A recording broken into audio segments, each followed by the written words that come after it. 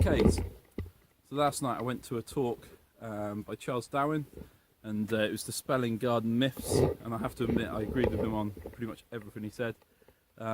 Really clever guy. And then afterwards I had a friend come around and walk around my garden, and we were talking about crop rotation and how much we can get out of the beds in the garden. And obviously he hadn't got quite the size garden I've got. My veg garden is quite big, but this friend we were talking about multi-cropping, so I was saying about what I've had out of beds already. So I mean, this bed here, perfect example. So this has got my, watch I don't trip over, my leeks in. So as you can see, they're going away nice and strongly, and they're probably where I want them to be. They could be a little bit bigger. But I've already had a full crop of spinach out of there, all I did was amend the soil, and I actually grew loads of plastic because the spinach it was quite a weedy bed before. Same with this one. This has given me 30 head of lettuce so far, and now I've put celeriac in that I've started from transplants again in the greenhouse, and these are started in root trainers. So if I think something's not going to go out straight away, instead of doing it in my little plugs, I might do it in a root trainer, which gives a bit more time before I need to get it out here before it starts kind of suffering. This one as well, I've had all my kohlrabi out of there. That's been a really good crop. People have really enjoyed it, that I give it to or sold it to.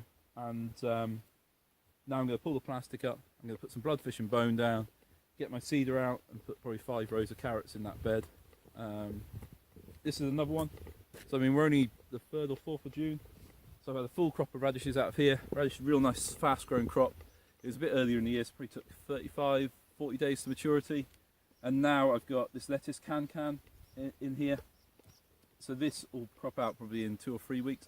So I'll probably get 3 crops out of this one. And I might follow that with some beets that I've started off in the greenhouse. And some beetroot's a great one to kind of follow on with. So I've got 2 beds here. I had my early new potatoes in. So the potato variety was Rocket. So out of this bed I think I had 7 kilos of potatoes, and harvested them a few weeks ago.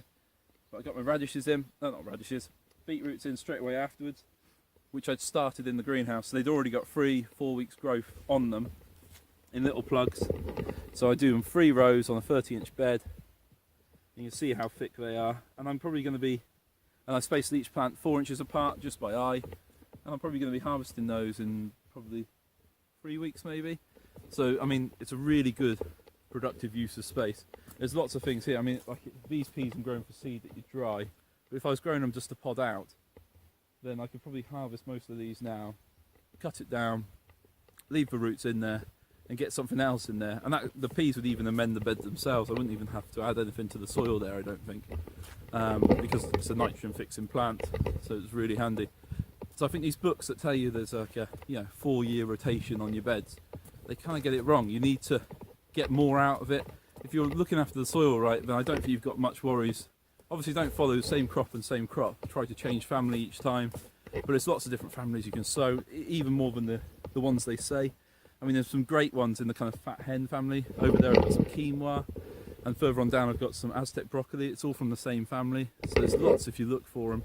The New Zealand yams as well, they're meant to be able to follow a crop really nicely, but I'm growing mine for an experiment, so it has to be not follow the crop. It has to be the way that they set out in their kind of guidelines for the orca breeders.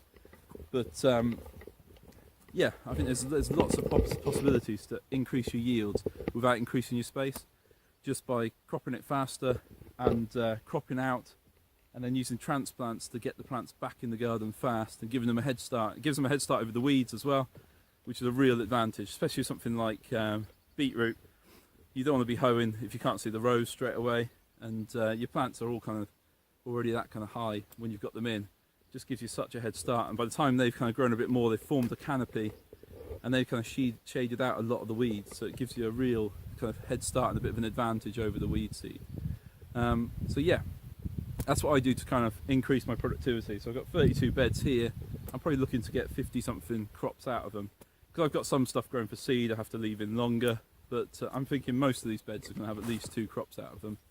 And it's getting to that stage now where I've sowed, we've gone past midsummer today, so I've sowed lots of later season brassicas and things to put in after some of these crops. So I've got kind of Swedes, and I'll probably sow some turnips yet as well, that can go in a lot later. But obviously starting them in the greenhouse then buys me more time as well. So I've got another 4 weeks before I need to get a lot of those in.